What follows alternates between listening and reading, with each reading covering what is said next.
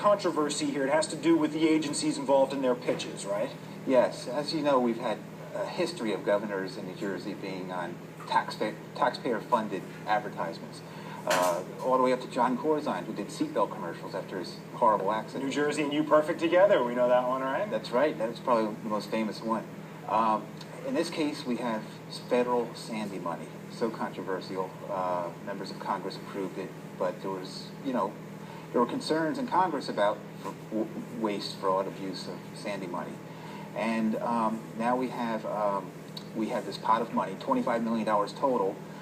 Almost 20% of it is going to a politically connected company to run this tourism campaign. And sure enough, the real sticking point, at least for folks like Barbara Buono, who's running against the governor this year, appears to be that the governor's getting a lot of face time out of this, too. I mean, that seems to be at the heart of what's got them so upset. This is a campaign commercial, basically, is what they're alleging. Yeah, there's some states that have prohibitions against using taxpayer money for commercials starring elected officials, such as a governor. I think Kansas has something. New Jersey clearly not one of those states. No, New Jersey isn't. New York, under Elliott Spitzer had an executive order prohibiting or limiting the use of elected officials with taxpayer-funded commercials.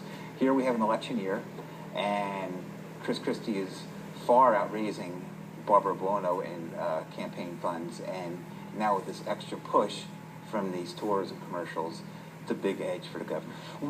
I'm assuming you reached out to the Christie folks on this one. What was their response when challenged on this subject? Well, they claim that MWW and their subcontractor are high quality. They set up the Memorial Day weekend. The Today Show covered the ribbon cutting at the shore. So events and things like that? Yeah, so they claim that it's high quality work. It is well worth the money. On the contrary, though, the other side of it is that the competing bidder, which was offering to do the work for about half the money, was also seen as a quality company, and they were a finalist also. So at the final round, one company offered to do the work for $4.7 million. The other company was offering for $2.5 million. And do you want the Porsche or do you want the Lexus? I guess we chose a Porsche. There have been the political ramifications of this. Obviously, are pretty tough. Senator Buono wants the money paid back, it sounds like, and Congressman Pallone getting on this too. What's the latest there? Yes, Buono said that take the money, the $2 million difference between the two prices, and give it back to the Sandy Fund or recovery work. There's still a lot of people who are suffering and out of their houses, and it's just it would be hard to. I don't know what the mechanism is for giving the money back.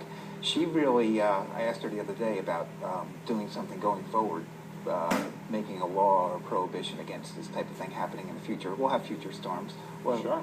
Unfortunately, we'll probably have federal aid again, and she really is ahead of the curve on that one. And Frank Pallone yesterday came out and said he wants a federal investigation of what happened. The governor's people said, well, he's trailing pretty badly in his U.S. Senate chances, and he's desperate now. Looking for a little exposure as well. Bob Jordan, thanks for coming in and breaking it down for us. Good to see you. Thanks for having me. All right, folks, stick around. A lot